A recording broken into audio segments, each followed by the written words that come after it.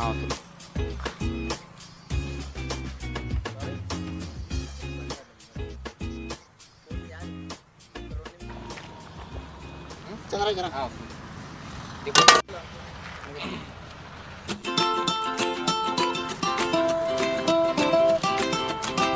మనకి రైస్ ఇలా పూలు ఉండాలి.